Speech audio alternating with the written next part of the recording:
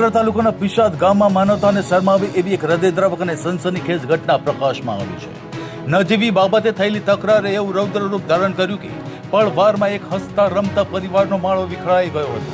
પિશાદ ગામના પંચાયત ફળિયામાં રહેતા 75 વર્ષીય પિતા છગનભાઈ અંબાલાલ મકવાણાએ પોતાના જુવાન જોધપુત્રની લાશ જોવાનો વારો આવતા સમગ્ર પંથકમાં અરેરાટી વ્યાપી ગઈ છે. આ લોહિયાળ ઘટનામાં પિતાએ જ હુમલાખોર વિરુદ્ધ પોલીસ ફરિયાદ નોંધાવી ન્યાયની માંગ કરી છે. ઘટનાની વિગત મુજબ 10/3/2026ની રાત્રિના 11 વાગ્યાના સુમારે જ્યારે ગામ નિંદ્રાધીન હતું ત્યારે મહાદેવ મંદિર ફળિયા પાસેના રાઠોડ ફળિયામાં સૂર્યવર્ધન ઉર્ફે સુરેશ છગનભાઈ મકવાણા અને કમલેશ રમણભાઈ મકવાણા વચ્ચે શાબ્દિક સંઘર્ષ થયો હતો. ગાળાગાળીથી શરૂ થયેલી આ બોલાચાલીએ જોતજોતામાં હિંસક વળાંક લીધો હતો. આવેશમાં અંધ બનેલા કમલેશ મકવાણાએ માનવતા નેવે મૂકી નીચે પડેલી ઈંટ ઉપાડી સૂર્યવર્ધનના માથાના ભાગે એક પછી એક જનુની ઘા ઝીકી દીધા હતા. માથા જેવા નાજુક ભાગે થયેલા ગંભીર હુમલાઓને કારણે સૂર્યવર્ધન લોહી લુહાણ હાલતમાં જમીન પર ઢળી પડ્યો હતો અને કરુણ મોતને ભેટ્યો હતો.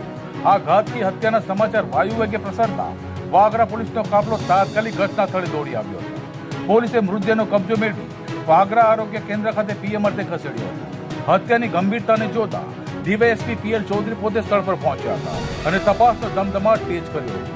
પોલીસે હત્યારા કમલેશ મકવાણા વિરુદ્ધ ગુનો નોંધી તેને સકંજામાં લેવાની તજવીજ હાથ ધરી છે. શાંત ગણાતા પિશાદ ગામમાં બનેલી આ રાક્ષસી ઘટનાએ પંથકના રહીશોને ફફડાટ અને આક્રોશમાં મૂકી દીધા છે.